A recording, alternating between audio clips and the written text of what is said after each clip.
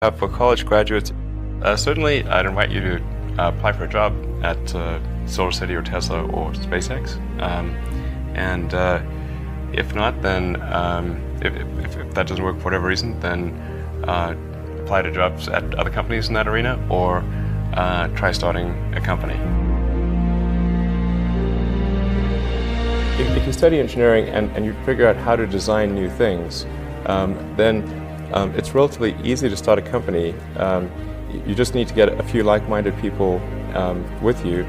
Although I have to say that the space business is quite hard to start a company in the space business because it's such a capital-intensive business. So it may be better to do something in solar power, or if you're going to do it in cars, do it as kind of a component supplier for cars or something like that. Musk has college degrees in business and physics, but SpaceX is his first venture in aerospace. How did you get the expertise to be the chief technology officer of a rocket ship company? I do have a physics background. That's helpful as a foundation. And then I read a lot of books and talked to a lot of smart people.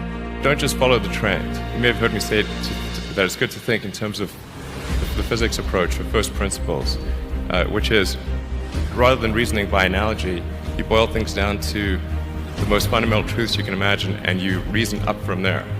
And this is a good way to figure out if something really makes sense, or if it's just what everybody else is doing.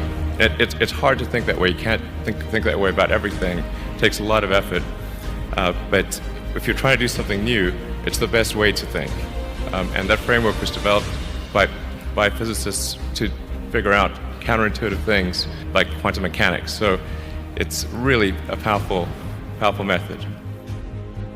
And I want to know, what is the one thing that has surprised you about your life? Well, I'm surprised by the whole thing, honestly. I certainly didn't expect for any of these things to happen, honestly.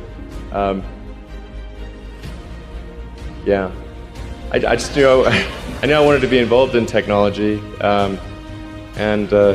in fact, the only reason I started a company back in '95, an internet company, was because I couldn't get it. There were only a few internet companies, and I couldn't get a job at any of them. So I tried to get a job at Netscape, and sent my resume in and tried hanging out in the lobby, but I was too shy to talk to anyone.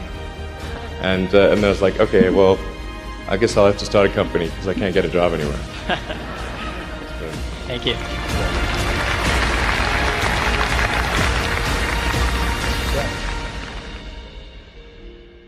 I wouldn't say I'm fearless. In fact, I think I feel fear quite strongly.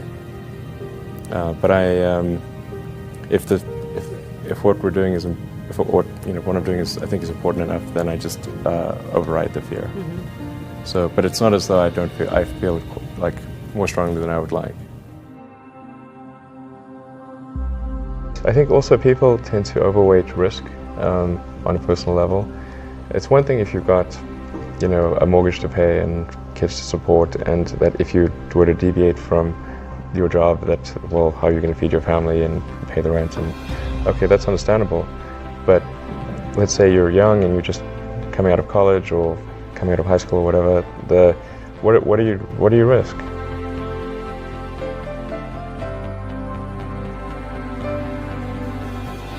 You're not going to stop. I mean, right.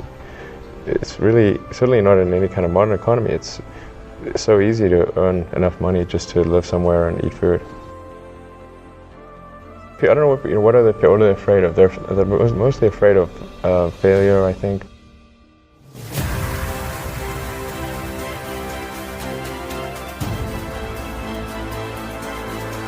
People should be less risk averse when there's not much at risk.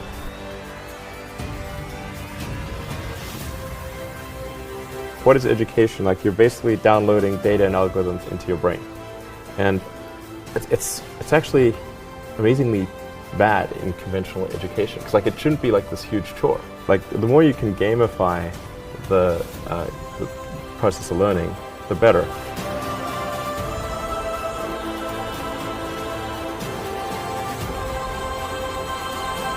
I was at sort of a slight existential crisis because I was trying to figure out what does it all mean? Like, what's the purpose of things?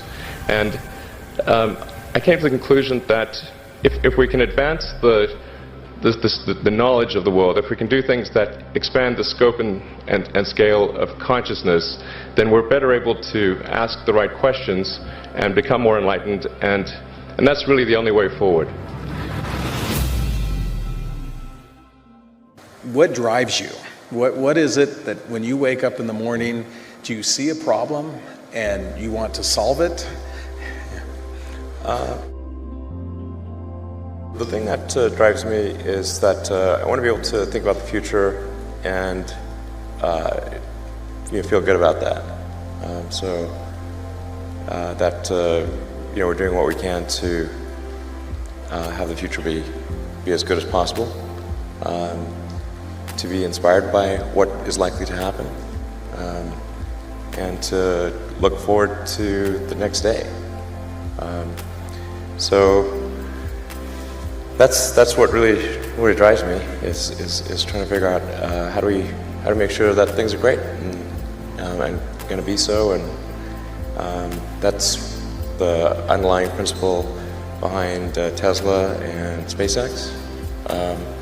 Is that I think it's pretty important that we accelerate the transition to sustainable generation and consumption of energy. It's inevitable, but it matters if it happens sooner or later.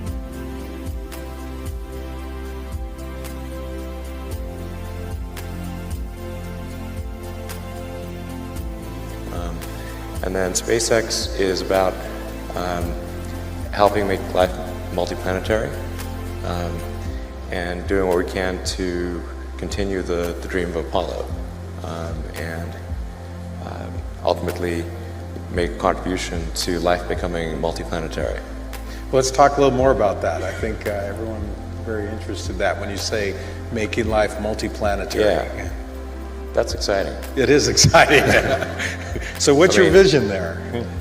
I think, particularly for Americans, like you think about America is a nation of explorers.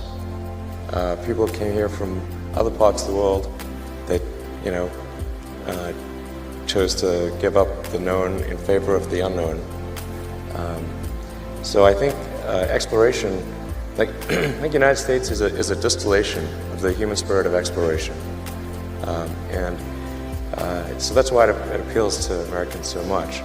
You can see this when, say, there was a shuttle tragedy and 7 people died, and that's terrible, but a lot of people die all the time.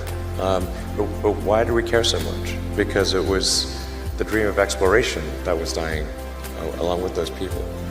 That's why. I thought both Tesla and SpaceX would fail at the beginning. You saw it? Yeah, sure. Really?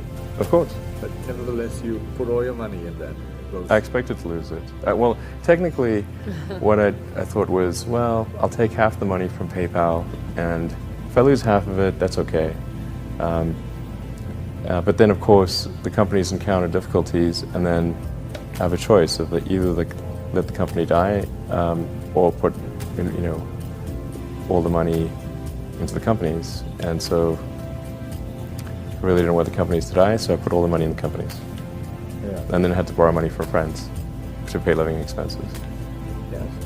Yes. Just looking just for evidence of exceptional ability. And if there's a track record of exceptional achievement, then it's likely that will continue into the future.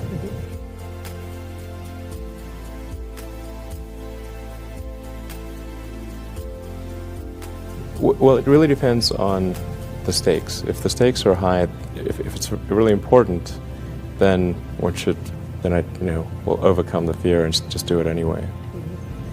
But essentially, I just drive overrides fear, but I feel the fear. It's kind of annoying. I wish I didn't. Okay. I wish I felt it less.